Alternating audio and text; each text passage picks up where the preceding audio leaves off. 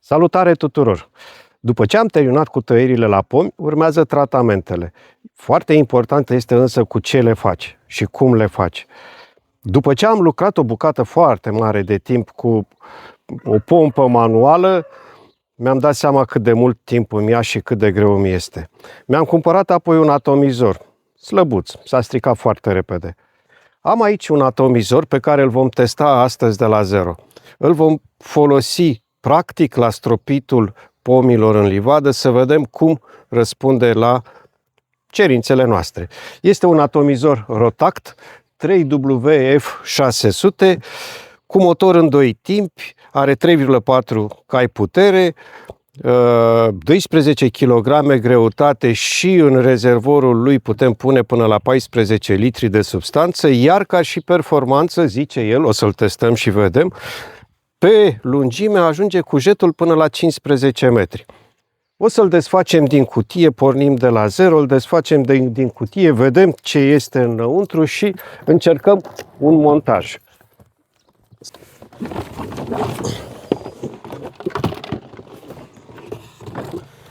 Practic este deja asamblat. Am găsit în cutie mai multe subansamble. Le voi lăsa deoparte și voi monta atomizorul doar pentru stropire. Într-un filmuleț viitor vom vedea cum le folosim și pe celelalte.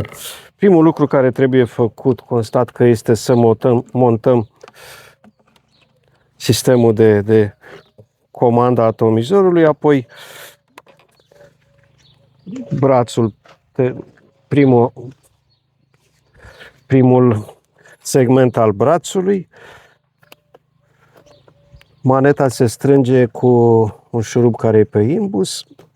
Un montaj foarte simplu. Practic el este premontat, ca să zicem așa, și tot ce trebuie să facă utilizatorul este o simplă manevră de a îmbina două țevi.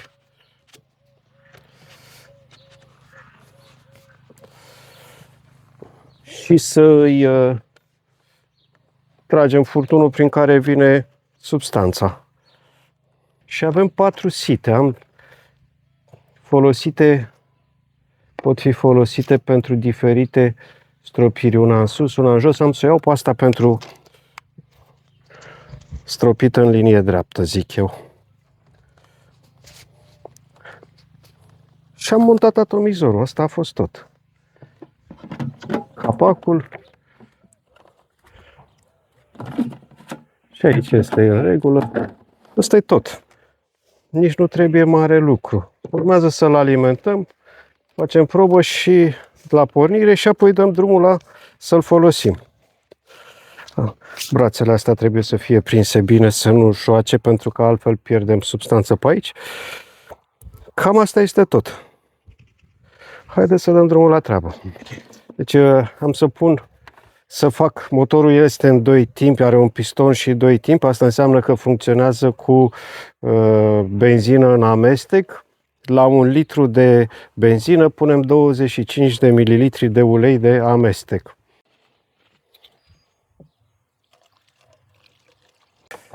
Rezervorul avem aici, are 1,8 litri, deci putem pune 1,8 litri de benzină în amestec. În front, în fața aici are șocul. O să tragem șocul și facem o probă. Ups!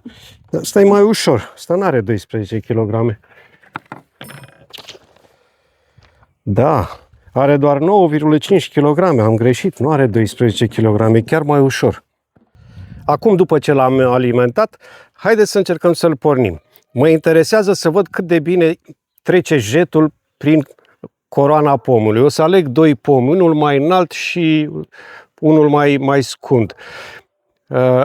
El trebuie să pulverizeze atât de bine încât să-mi intre soluție și pe interiorul pomului și să meargă și pe înălțime.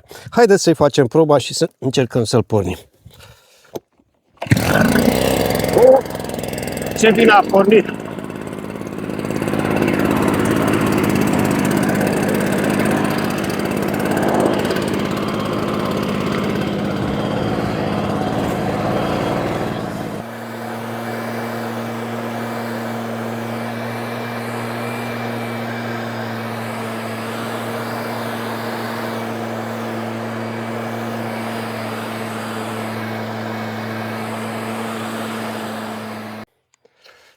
Da, chiar arată bine. Merge repede, am acoperit toată suprafața pomului, bate până sus, până în vârf. Atomizorul vechi pe care l-am avut, dacă îl ridicam așa mai mult de 30-40 de grade, deja nu mai aveam soluție care să meargă în vârf, doar la orizontală. Acum să-i facem proba pe lungime, să vedem cât de departe ajunge jetul.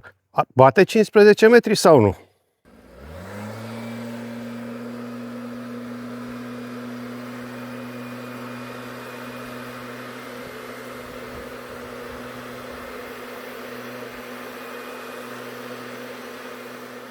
Și acum am să vă mai arăt un pont. În solar, după ce am însămânțat, trebuie stropit răzorul. Cu furtunul deranjăm semințele, le scoatem din pământ. Atomizorul face treaba perfect și în 30 de secunde cu siguranță acoperă un răzor. Haideți să vedem.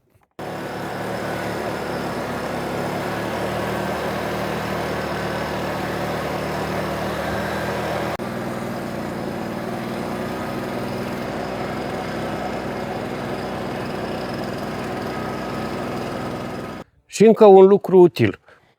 Folosesc atomizorul ca suflantă. Reduc robinetul de lichid, de soluție și mătur aleea. În 3 minute am măturat aleea care altfel o măturam în câteva zeci de minute. Haideți să vă arăt.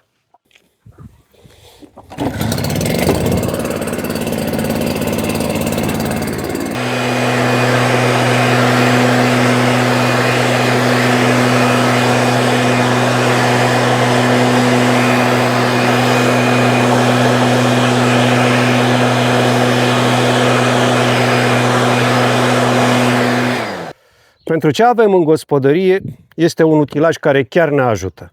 În primul rând câștig timp și mi este ușor să fac tratamente în livadă. Și ceea ce este cel mai important, îmi asigură un tratament corect, așa cum trebuie să-l fac, să acopăr toată suprafața pomului. Astăzi am testat atomizorul, l-am văzut cum funcționează. În următorul filmuleț intrăm direct în tratamente. Vom vedea calendarul tratamentelor pe acest sezon, vom face tratamentul la dezmuguritul pomilor, urechiușile de șoarece, așa cum zic horticultorii. Vom vedea care sunt substanțele folosite, dozajul acestora și care este diferența între tratamentele la sămânțoase și la sâmburoase. Și vom trece direct la tratamente. Ne vedem în livada data viitoare. Până atunci, vă doresc să aveți spor la lucru și un rod cât mai bun.